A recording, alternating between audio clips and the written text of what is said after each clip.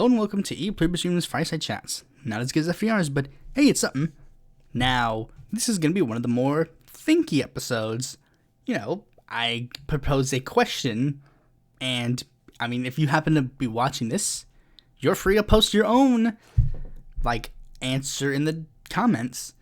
But I would advise you to, at the very least, listen to what I have to say before you post your comment, just so you can at the very least see where I'm coming from first. But I assume if you're on either side of the aisle on this issue, you probably have already typed a comment, or not, I don't care. But we'll see how it plays out. But first, let's get right into the news. First, we're going to be talking about something interesting. The Huffington Post Canada. You see, Huffington Post, much like every other media outlet, has some, branches in other countries. This happens to be the one from Canada. Interestingly, Huffington Post Canada announced that they would be closing operations in Canada and announcing layoffs in other nations. People were like, whoa, what? This is weird. It just came out of the blue. Huffington Post Canada all of a sudden is announcing that they're closing their doors, and tons of journalists got their jobs lost. And I was like, whoa, what happened? Well, it didn't take detective work to figure out what happened. Right before they decided to close doors, it was announced that Huffington Post Canada was unionizing. And just so coincidentally, bye-bye, gone. Very blatant anti-unionism is very blatant. It shows how stupid companies think we are. This company literally just decided, yep, no unions for you. And they just expected people to oh, this just happened. Whoops. Companies think people are stupid. This 100% reminded me, honestly, was almost beat for beat what happened in the entertainment industry. This happens in the entertainment industry all the time. I know this is a news thing, but not entertainment. But bear with me. This happens in the entertainment industry all the time. The biggest egregious example I could think of was what happened with BoJack Horseman. Now, you may know this story, but those who don't, let me explain. BoJack Horseman, well-known show. A lot of people loved it. When it first came on, people were like, oh, this is just a Family Guy show. Oh, funny, haha, cutaway gags, adult humor, haha, talking horse say poo-poo. But then, as the show goes on, it tackles very deep subjects, and they tackled it in a way that many people were like, oh, in a way that they wouldn't expect.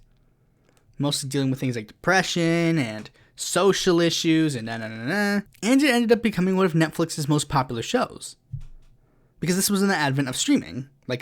Streaming. This was the advent, I think this is one of the shows that literally created the idea of binge watching alongside Orange is the New Black. All the episodes were released on one day, so people were like, we need to watch what happens with BoJack. And then that's what happened. And it sort of kickstarted the new modern era of, it was one of the modern era animation ideas. There was a lot of cartoons that handled the new modern era of animation, and BoJack was sort of the adult version of it. Steven Universe was what the kids were what kids shows were going to tackle, and BoJack Horseman was going to be what the adult shows would tackle. And coincidentally, they both kind of tackled similar subjects, except they leaned on certain things. Steven Universe wouldn't say anything about depression and suicide. Meanwhile, that's where BoJack would talk about. But BoJack wouldn't probably talk that much about LGBTQ issues. And the show was incredibly praised. Season 1 got a 70% on Rotten Tomatoes. Season 2 and 3 got a 100%. Season 4, 97%. Season 5, 98%. The fan base went crazy. People were like, this was the show that was drawing people to go to Netflix and renew their Netflix subscriptions. The thing that would make people reconsider illegally pirating all these shows. And everyone's like, this is great. And Netflix was praising the show, everyone was loving it. But then the animation studio that produced BoJack Horseman decided, hey, we're gonna unionize. Then all of a sudden, season 6 is gonna be the last season of BoJack Horseman. It's like, hello? What? You think we're stupid? You literally think that that's what's gonna happen? Like, they legitimately were like, oh, we're just gonna get away with this. And, like, people called them out, like, oh my god, like, this was so blatant. Like, this is something that happens in the animation industry for a long time. Like, Nickelodeon lost, like, a crap ton of shows because some of the people who produced them wanted to unionize. Like, there was a show called Constant Pain that was going to be, like, Nickelodeon's first action show. But the guy, and it was all set, ready to go. Everybody was like, oh, this show's going to be renewed. Like, it's going to be a thing.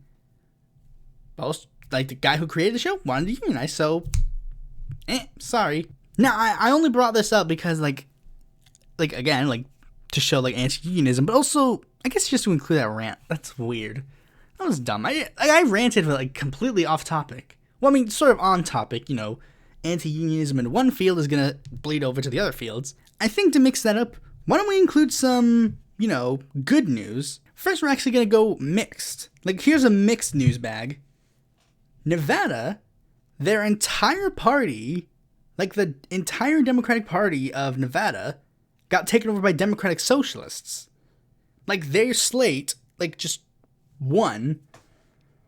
However, the entire staff of the Nevada Democratic Party quit because the Harry Reid ticket didn't win.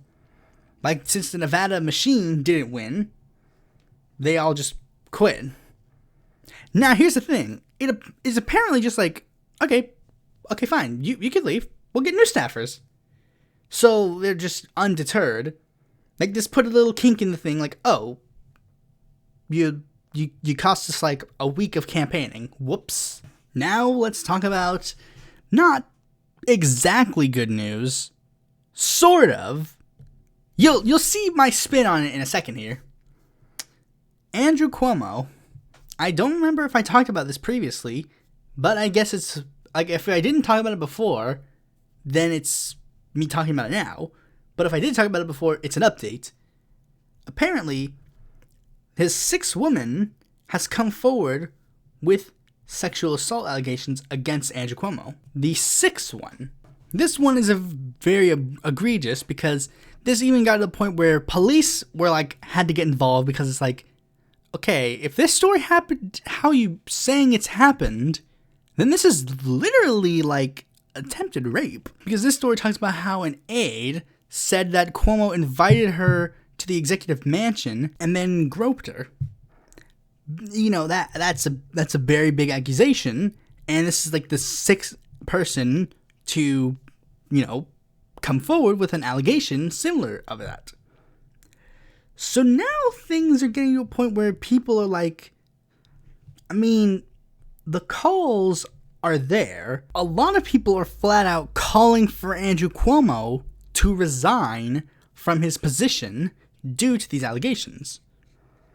And now most people are like, oh, well, most of these individuals, I mean, I guess if the cries were small, then people wouldn't really mind that much. However, this is how bad the allegations have gotten. They have gotten to the point where not only are some representatives representing New York calling him to resign, but literally out of their 27 representatives, 22 are calling for him to resign. Plus, their 2 senators. Now, why do I say this is a good thing? Because it kind of disproves a thing that I said previously. I said previously, and I said it in a hyperbolic way, obviously, but I said in a previous podcast, quote, "Me Too is dead," in response to the fact that literally after Joe Biden calls out, is called out for, like, sexual assault allegations, all of a sudden, people will literally go, sorry, we can't help you, after those same people literally were, like, demanding Trump get, like, removed, and demanded Madison Cawthorn removed, Like, these people, like, they took a movement that was legitimately, like, going to do great things and then just got rid of it. Just gone. Now, the Me Too movement, it was literally like, oh my gosh, we did it. Like, these sexual assault victims, now they will actually have their voices heard. Sure that the ones that have already been sexually assaulted currently might not be able to get their voices heard, but this paves a way for the next generation so that now, rather than waiting 10 years to come out with sexual assault allegations, now people won't be afraid and will actually talk about it as soon as they happen so we can deal with them as they happen and not bitch about it on Twitter because it's a politician that you like. However, there was one issue that many people pointed out. And when I say issue, I mean almost BS conspiracy theory, but I can actually turn it into a positive for me. People, of course, rushed to Cuomo's defense, trying to diminish them, outright saying like, this is just like Tara Reid. She faked it, so how could these people be right? And they're literally even saying like, it's convenient that these allegations are coming out now when the 2022 election for New York governor is a year away. Very interesting. But it's literally like, okay, so then you should be on board with Cuomo resigning, right? What? Like, you're insinuating that the Republicans started this in order to hurt the, like, Cuomo in 2022 elections. So wouldn't it be beneficial to get rid of Cuomo so that the gubernatorial candidate for that election won't actually be faced with those problems? Like, even if it's just the lieutenant governor currently, that would be 1,000,000 times better for you than Cuomo, right? Because if you resign now, then the lieutenant governor takes over, she'll be the incumbent, and then she'll be able to deal with certain situations. She'll be the candidate moving forward, and, you know, if Trump gets jailed for certain convictions now, you'll still have a Democrat in charge, right? Well, I mean, unless you're going to wait, and then Cuomo will be hurt, obviously.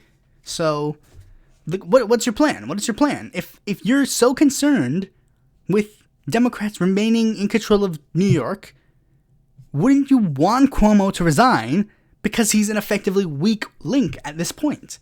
Okay, so last story coming from the U.S., another positive. The House passed the PRO Act. The super pro-union bill that, like, was being proposed for years. It's finally passed. Yes. For a mostly party-line vote. Of the Democrats, only one voted against it. That's one too many, but, you know, that's going to happen. But interestingly enough, it actually got 5 Republicans to vote for it. Now, I usually think Colin Peterson, but I have to remember Colin Peterson's not in the House of Representatives anymore. So it's like, okay, so who could this be? Henry Cuellar, obviously. Henry, like, obviously it was going to be Henry. Why wouldn't it be Henry? Now, I suppose we should give a shout out to the Republicans that voted for it. That would be Brian Fitzpatrick, John Katko, Smith of New Jersey, Jeff Van Drew, and Don Young. They deserve, you know, praise. You know, they voted right, so, alright, they get what they get. Pretty cool. Now we have to see what happens when it gets to the Senate. Because, I mean, maybe I've been saying, like, oh, this might be interesting. How will this play out? I mean, the Democrats should all be in favor of voting for it, obviously. They should be. Hopefully they are. Like, I mean, if Joe Manchin wanted to be like, oh, I'm the West Virginia Democrat, then even he shouldn't be at issue for this. He shouldn't be.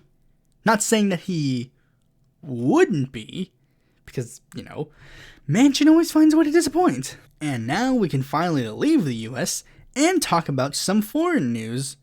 This one is probably the one that got most attention.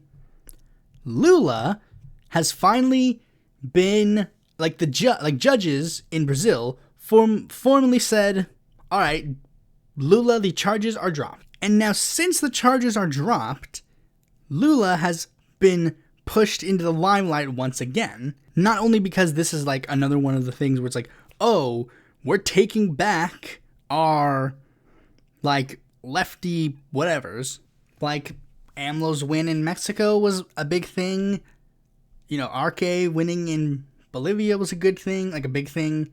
And Lula being released from jail is also considered like a big thing. Like, oh, really huge. But also due to the fact that this opens the door for him to run for president against Bolsonaro in 2022. Now, originally Lula flat out denied wanting to run for president. But from the way it's looking, either the media is treating him like a Joe Biden in 2016 and they really do not care what he has to say, or he was only saying, I don't want to run, as a cover for the fact that he couldn't run. I mean, he did run in 2018 against Bolsonaro and only stopped running because he was forced to stop running. Like, I mean, literally, when he was in prison, he was legitimately ready to move forward. Like, okay, I'm in prison now. All right, let's still run. I'm going to still run for president. Let's go.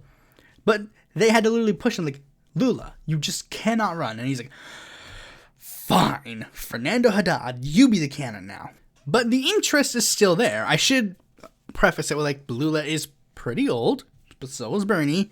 So, technically this would be the last chance for Lula to run. But I mean, even if it was, like, just a celebratory run, like, oh, he probably won't win, but he still will run. It might reinvigorate the Brazilian left to, like, at the very least finally be able to fight back against Bolsonaro and his rightward shift of the country. I should preface, like, polling-wise, things ain't exactly looking too good. Like, I mean, I'm not going to say it's completely bad, but I mean, the most recent polls for Brazil show that in the first round, Bolsonaro narrowly beats Lula, or Haddad. Well, I mean, let's point out the other candidates. For the first round, it shows, like, many people point to, like, Bolsonaro easily taking someone like Haddad or Gomez or all the other candidates, because there are all these people running. But with Lula running as the PT candidate, a lot more people who might be tempted to vote for someone else because, hey, it's not Lula, will probably vote for Lula, so it's a closer split. Bolsonaro 27, Lula 25. And they've even done second round polling, like, because Brazil has a 2-round voting system. First round, everybody runs. Second round, the top 2 vote getters. And they're pitting Bolsonaro up against everybody. They're pitting him up against former cabinet people who actually got Lula sent to prison in the first place, pitting him against Fernando Haddad, pitting him against Ciro Gomez, pitting him against, like, literally all the people one-on-one. And here's how the polls are breaking down. The only people that really, like, the recent ones that have gotten close were Fernando Haddad with 4% of, like, Bolsonaro beats Haddad with 4 points. For Ciro Gomez, he gets beaten by 2 points. For Sergio Moro, who is the person who sent Lula to jail, he actually beats Bolsonaro with hefty amounts. But the most recent polling with Lula has Bolsonaro beating Lula by 1 point. Let's be honest, that's the closest most of his opponents have gotten. So Lula probably has the best chance. And that was why I was a bit pessimistic with Brazil at the moment, because it was like the only people that were able to beat him was a guy who said he wasn't going to run, and the guy who sent that original guy to jail. Not looking so good. So anyways, now let's move on to a short segment where I talk about some Mexico news. And this one is going to be a bit different, but it should be noted, because this one will actually be involving 2 criticisms and 1 praise. We're going to start off with the praise. The Mexican Chamber of Deputies has passed a bill legalizing marijuana. The bill is not only for medicinal use, but also scientific and recreational. It passed whoppingly, with 315 yes, 128 no, and 23 present votes. And because this is something you should know, let's look at the party breakdown. Morena passed the vote 232 to none, with 8 present votes. PAN, Mexico's largest conservative party, had 1 person vote yes, 71 vote no, 1 vote present. PRI, the dominant neoliberal party, 241. PT, Mexico's Socialist Party, 35-1-7. The Citizens Movement, 21-1-5. The PRD, 11 to zilch both ways. PVM voted 8-1. The Social Encounter Party / Solidarity Encounter Party, that's a whole spiel, 3-14. And independents, 2 of them voted for it, 1 voted present. This is, of course, very big and very notable and worth praise for AMLO's administration. Very good praise. I commend them. However, let's talk about some negatives, because they have not exactly done... That's not the only thing they did. If that was the only thing they did this week, that'd be good. But they also did some other things this week that are worthwhile noting. Mexico, like one of the big criticisms that many people in the have been trying to levy against AMLO have been AMLO hasn't exactly been the most well known for his women's rights issues. And given the stereotype about Mexico, there happens to be a lot of controversy and such surrounding femicides, because they have not really been going down in the AMLO administration. In fact, they've been kind of going the opposite direction, actually rising.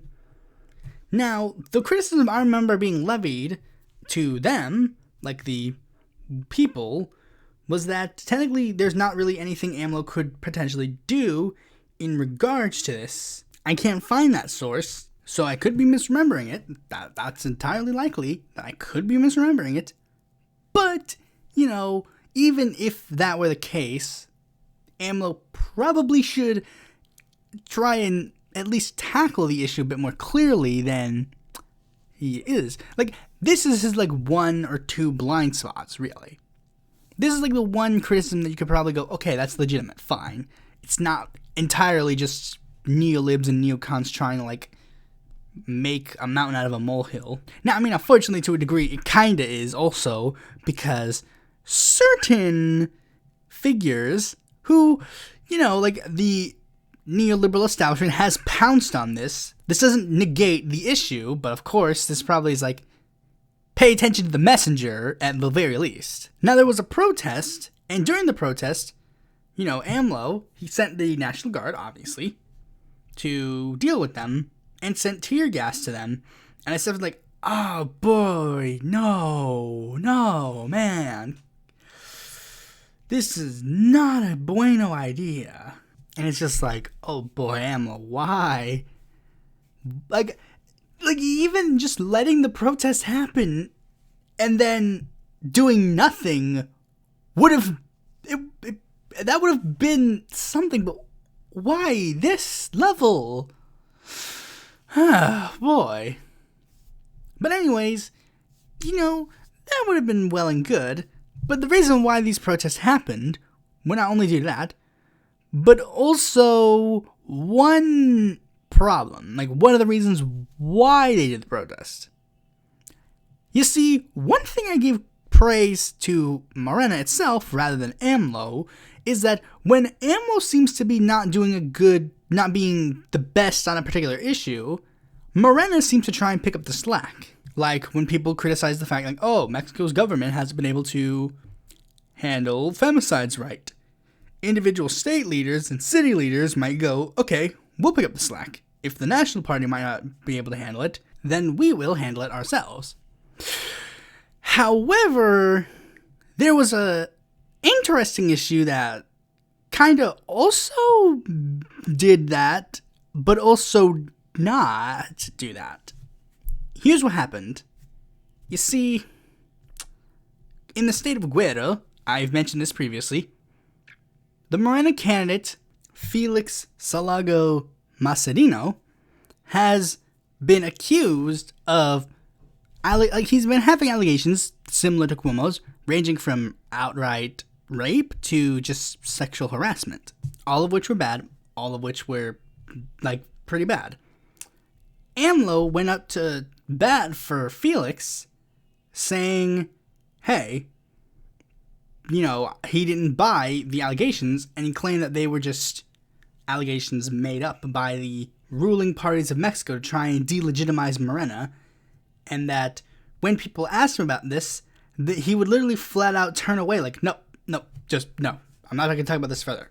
This BS made up by mainstream media. Ew, yucky. Next. And I was like, I mean, AMLO, you gotta at the very least take these allegations more seriously.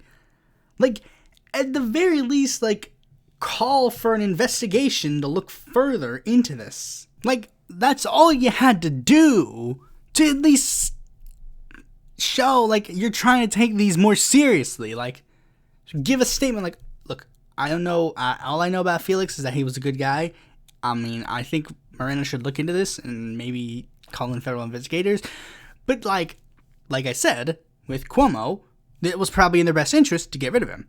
And the people who were in charge of Morena, Mario Delgado, was basically like, he decided that they were going to halt his candidacy, look into the allegations, like Morena would conduct their own independent investigation. Then after it was done, they would hold a different, process to choose their candidate for the state of Guerrero. And things were all looking good. But then an interesting thing happened. For some reason, they allowed Felix to be a candidate in this second poll. As such, this second poll just had the people just renominate Felix. And the candidates and the party are basically like, our hands are tied, sorry. Felix is going to be the nominee. And it's sort of just like, bad idea. I do not know why you even let Felix on the ballot. Like, why? I do not understand. I do not grasp the concept. And I mean, this treatment about this particular instance is just so bad. Like, I just can't support, Felix, really. I went so far as to say, I'm gonna support the Labor Party candidate in that seat. He's that guy is the only non-Morena person I am endorsing for the 2021 elections in Mexico. I'm endorsing one PT person, and the rest are Morena. Again, it was a bad idea. They shouldn't have had it. And I don't know if that's going to necessarily cost them this seat. I think Morena is at the point where they're they are 10 million miles ahead of everyone else. So I don't think that there's going to be any I don't know. Maybe it cost them this seat as well. And then they only have 10 governors. But, not 10 governors, 10, they win 10 of the governorships. Not they only have 10 governors. But, again, that's pretty much all I really know about that. So, yeah, it's a pretty bad idea, and, I mean, that stinks. So now that we have all that out of the way, let's move on to the main topic of this video. It is time we talk about this video topic that is, I was debating on this topic or another topic that's been in the lefty media sphere, but this is also a topic that it's sort of always there, but it's been making the rounds a little bit recently. I probably should have talked about how we do this for different level. I basically was at one point, do we do what? And it's do I choose to do this specific topic in regards to politicians, or do we do this specific topic in regards to media figures / allyship / whatever? So basically I decided, let's do it like this. We're going to be talking about basically this is the question. The question is, when should we cancel politicians? Because we've been seeing this all across the left Twitter sphere. Hashtag fraud squad. Hashtag, that actually sums it up really. People who claim that AOC's a fraud and we shouldn't trust her. People who say we should primary the squad. People who say we need to primary Bernie. You can't primary Bernie. But, people are saying we should run against these people because they make the claim that they have failed us, and that we should never even consider trusting them again. People who have gone so far as to literally cancel the entire parties that they are even a part of. Like, people who have canceled the Democratic Party because of all the crap they pulled against Bernie and stuff. People who have canceled the Green Party because of the alleged biases and stuff regarding the shadiness around their primary that I covered. People who have canceled the People's Party because they've read my article and they're like, oh boy, this guy's so smart, cool, handsome, and courageous, and awesome, and great, and we should subscribe to his YouTube channel. And basically all those things. And they've gone so far as to say that we need to cancel certain elected officials for things that they have done. I mean, when AOC was first elected, they canceled her, this special quadrant of the left, or left, quote unquote. I made a little Twitter icon for them, like the dumb left. Well, the dumb quote unquote left. But this group, canceled, quote unquote, canceled AOC after a year or two of being elected in the House of Representatives. They gave her one term. Meanwhile, Jamal Bowman and Cori Bush, people like Jimmy Dore, canceled them literally after they got elected, and they hadn't done anything yet. And then meanwhile, Nina Turner, they have literally canceled Nina Turner right now, even though she has not been elected to an office yet, and she won't be for at least a year. And it's as the years go on, they are it is even weird. They call this oh, we're just criticizing these politicians, but in fact, it's not really criticism. You're flat out saying we should cancel them. Criticizing someone is different than calling them a fraud. If I go up to you and criticize you for something you're doing, that is not the same as me calling you a fraud. That is legitimately not the same thing. Because calling someone a fraud is literally flat out admitting, you're saying to them, not only do I believe that you are doing a bad thing, but I believe you are doing it intentionally because you are a bad person. Now, of course, there's a reason why a lot of them are doing this, because they're making money off of this. That's just something true that we should acknowledge. A lot of people are doing this because that is how they get their bottom line. But it poses a question. When do we get to the point where criticizing / canceling are two different things? How do we get there? When do we officially decide, okay, we cancel? The end. Now, of course, there has to be a point where you do go, I cancel, the end, no more. And I have done that frequently. There is a point where you cancel individuals, particularly members of Congress. But the thing is, of course, a lot of people aren't using the right, actual parameters to justify this. For example, we need to address one thing. We, as, I'm a guy who makes a YouTube show and talks from a mic. And so are a lot of people on the internet in this field. They do not know what to do in a legislative position. They do not know how to handle a debate. They do not know how to handle policy. I guarantee you, they don't even know how to do any of that stuff. Why? Because I do not know how to handle that stuff.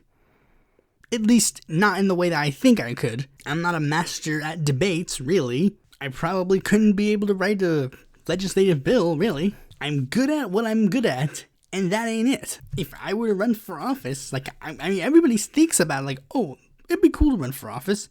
But you do not understand, what actually happens. You think you have this idea. Oh, when I get in office, I'm going to do this. I'm going to do this. But then, you actually get into office, and you realize, I literally cannot do any of that. And, the thing is, I can point at historical examples. One of the big common things that I see a lot of people do is oh, when I get in office, I'm not gonna pull any BS. I'm not gonna say nice things about anybody in there. I'm gonna go in there and I'm gonna call Nancy Pelosi a cunt. I'm gonna go in there and call Mitch McConnell a stupid turtle. I'm gonna go in there and say, you stink. You're a fraud. You're all frauds, corporate shills bought by the Democratic establishment and blah, blah, blah.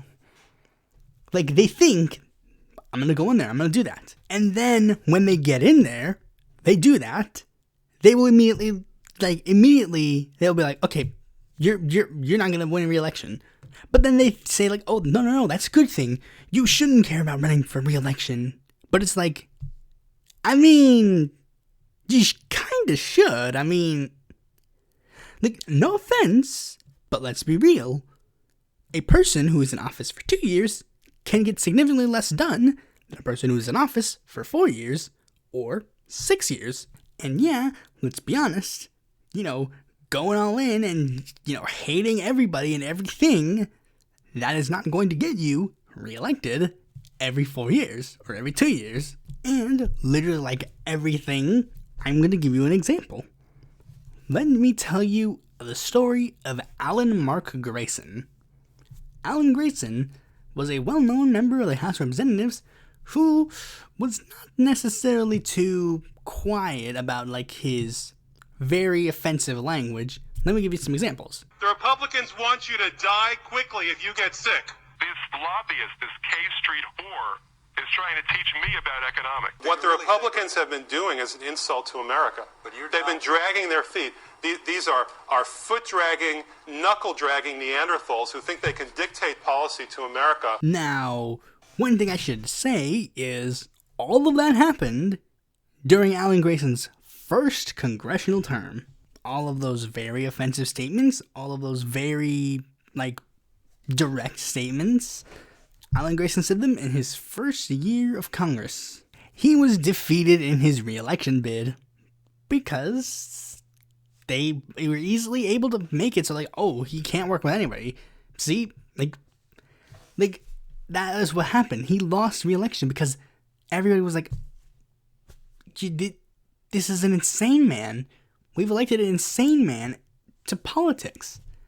And then he wasn't able to not get anything done in his first term of Congress. Then, 2 years later, he ran for his old seat back on an idea of let me moderate my language a bit. I'm gonna stay true to my principles, and I'm still probably going to throw a couple of small swings here and there, but I'm not gonna be he's not gonna call the entire Republican Party and every single voter knuckle-dragging Neanderthals anymore. He's instead going to levy his critiques to he's gonna be a firm, very aggressive politician, but not to the point where he's pushing away any potential allyships. And he ended up serving until 2017. You see, that's how things work. You think, these members of Congress, they can do literally anything and everything. But no, there are rules in place. There are, unspoken rules that they do have to abide by. Being open to work with other people who you don't necessarily agree with. That's a thing they're going to do. And it should be, because that's how you get things done in the legislative chamber. Or at least that's technically how you're supposed to get things done. Well, I guess technically, the way our house structure works is that technically the House is supposed to be more the one where it's okay, well, it's more open to have one party have complete control of the House, but then have the Senate moderate the bill a bit. But anyways, doing that isn't cancel worthy, and it shouldn't be, considering some of these same people who criticize working with Nancy Pelosi or working with, I don't know, are the same people who will propose working with someone like a Josh Hawley, will work with people of the populist right. So that's not really a worthy thing of cancellation. Here's another thing that's not really worthy of cancellation: not endorsing every single primary bid. That's one thing I've seen a lot of people try to criticize AOC for. They've tried to criticize AOC and all these other people they don't endorse as many people as they should. Which, yes, that is to a degree true. Yes, there are people that they probably should endorse on principle, but they do not. For example, they didn't endorse Shahid Buttar, and in the 2020 election, she didn't back Cori Bush, or at least I don't think she did. Now, I actually made a whole thread explaining this on Twitter, but basically to summarize, the reason that they don't endorse literally everybody and everything, for one, is again, if you're endorsing literally 5 of your say you're in let's say you have a job, you and someone else have a job, And then that person, you find out that the person who you work with personally recommended to your boss a person to replace you. Like, they personally recommended, like, hey, I know this person isn't that good, so here's a personal recommendation of a person that should replace them. You really want to trust them after that? And that's exactly why AOC doesn't, well, I mean, that's one reason that AOC doesn't endorse as many people as she should. Now that she's an elected official, she can't necessarily be like, get rid of this guy, this guy, this guy. And it's mostly reserved, like, you know, endorsing in open seats with the occasional incumbent, like, being endorsed against. But another thing is that she also endorses fewer candidates, and there's a reason for that. Again, another reason that she does this is simple. If you're endorsing 100 people, how are you going to do good? And that's the same strategy just as Democrats did. Like, they endorsed 79 candidates in 2018. How many people actually won? The incumbents and AOC and Ayanna, not that impressive. Meanwhile, in 2020, they endorsed like 8. Their incumbents, it was like 10, I think, counting the incumbents. They endorsed the incumbents, Marie Newman, Cori Bush, Jamal Bowman, and lo and behold, they won decent more like percentage of the seats. That isn't cancel worthy. That's just being strategic. For all this talk about like, oh, we need to propose this big strategy, blah blah blah. This is a strategy that they are pursuing, yet you are not abiding by it, which is fine. You don't have to agree with their strategy 100%, but you have to acknowledge like there is a strategy right there, plain as day, and that is definitely something that you shouldn't really fault them for. And here's another thing that you shouldn't cancel them for: not living up to your specific ideas. Because like I said, a lot of people, they do not know how this legislative process works. They have a vast misunderstanding of how any of this works, and they don't necessarily know how things pan out. Like, there are people who still legitimately believe that Cori Bush and AOC withheld their votes for Nancy Pelosi because they legitimately do not know how the legislative process works. They're the same people who will say, here is this plan that I thought up, and here's what you should do. Take your experience as a legislator, throw it out of the window. Me, random podcast host, knows what's 100% best. Now, I'm not going to say 100%. Like, I mean, I've given suggestions about, like, potential strategies and such before. But I'm just saying, you know, saying that your strategy is the end-all, be-all, and, like, if you do not abide by my specific rule, I will cancel you for doing that, then you're just being an idiot. Like, I mean, I've proposed that the Justice Democrats flat out, like, announce all on the legislative chamber tomorrow, like, we're leaving and we're forming the Green Party caucus. That would be an incredibly great strategy. I propose, like, they run Mark Buchanan for speaker. But since they didn't do it, I'm not going to say, like, oh, they're canceled because they're stupid and ugly and gross. Because that's not a bad thing. Like, that is not a big thing. Like, they didn't pursue that strategy. That is not a fault. That is me trying to give a super positive, but then they don't do that super positive. Another thing is, like, one thing that they'll be canceled for is, like, people try to cancel them for doing a thing that is just, like, nothing. Like, one of the big things that they keep doing, I hear this all the time. I heard this back in 2018, and I thought, this is a stupid thing, it'll just go away. But no, it kept going. People will sit there and go, they voted for Nancy Pelosi for speaker, canceled, could never support them again. And it's legitimately just like, what? Are you serious? You're gonna cancel them for doing a thing that literally, like, this is just, it's so dumb. Like, you're gonna cancel them for doing a thing that the majority, like, very large majority of Democrats do.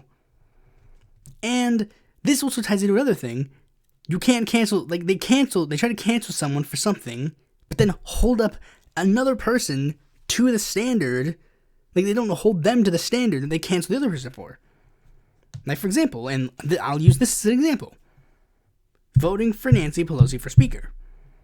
They will cancel AOC Roe, Barbara Lee, Rashida, every single one of these people for voting for Nancy Pelosi for Speaker. And yet these same people will go, but you know who's the real person, real figure? Tulsi Gabbard or Cynthia McKinney or whatever. The literal dipshit extraordinaire Nico House literally even made the claim Tulsi Gabbard would not have voted for Nancy Pelosi for Speaker when she did. She's been in Congress since 2013, left in 2019. Every single time the Speaker vote came to her, you know what she said? Same thing for that radical anti-Semite Cynthia McKinney. Chad Wilson, I know you're watching this because you're obsessed with me for some reason. I really don't know why, but she voted for Pelosi too. Your sacred cows mean nothing because you're holding them to a standard that legitimately nobody can fulfill. But yeah, I've rambled a lot about like what we shouldn't cancel them for. But that begs the question. What should we cancel them for? And now I know this because, believe it or not, I have canceled a few politicians. There have been some political figures that I've looked up to, that I've admired, that I've, talked to, that they do a thing, and it's just like, yeah, I can't support that. I can't support you anymore. So what do we cancel them for? Well, let's start off with this. If they do a bad thing, and when I say a bad thing, I mean, not in the political field. I mean, they did a bad thing, they raped someone, or they murdered a boy, or whatever, something like that. If they did something like that, then yeah, 100% cancel them. They don't deserve your support. 100%. If they verifiably did any of that, bad, yucky, terrible, don't support them. Now, under the political field, what do we cancel them for? Well, very simple. This is something that is the most simple thing, and yet the dumbest thing. For some reason, people do not cancel them for this. They'll cancel them for other things. I should have put this, back there, but, you shouldn't cancel them for doing literally the right thing. This is another mini rant, but, there are people who are canceling AOC for, fundraising money for the people, literally everything AOC does is wrong to them. It's AOC derangement syndrome. Literally. AOC will literally do anything and they will cancel her for it. AOC raises money for people in Texas who are literally dying in the freezing cold. Shame, cancel. AOC joins a picket line and, fights for the goodness. Shame, cancel her. AOC calls out Joe Biden for raping Tara Reid. Shame, cancel. AOC writes a bill that will literally, raise the stimulus checks to $2,000. Shame, canceled. Literally anything. They'll do anything to cancel her. But anyways, back to the main topic. What you should cancel politicians for is simple, but not simple because people don't abide by this. The actual votes and policies. That is the easiest thing. This is for some reason so hard and yet so easy that it's weird that people do not abide by this. And now, this also gets into a caveat about but what about the specific, for example, we'll get to it in a bit. But when a politician, when there is a bad bill, right there, point blank, and they vote on it bad. They vote on a bad, they do a bad vote on a bill. For example, let's say the Patriot Act came up for a vote right now. And then all these people voted on the bill. And then a politician that we'd say is a progressive politician is on record voting for it. Yes, absolutely cancel them. They should be canceled. The end. That goes against one of the progressive principles that you stand for. And should not be commended. Let's say there's a Medicare for All vote tomorrow. Let's say the force to vote people actually managed to do it. And this vote was actually on the realm of passing. But then a person who's supposed to be a progressive votes against it. Meanwhile, the rest of the progressives voted for it. Well, canceled. The end. But now this gets into a weird caveat position. Where a bill is not necessarily the best it can be, or even particularly good, yet progressives vote for it. That is a truth situation, and this is where you have to actually analyze more people. Like, for example, SESTA, the Stop Enabling Sex Traffickers Act. This was a bill that was proposed, and some progressives voted for it, some progressives voted against it. Basically, the idea was like, we're going to stop enabling sex traffickers. That sounds good, right?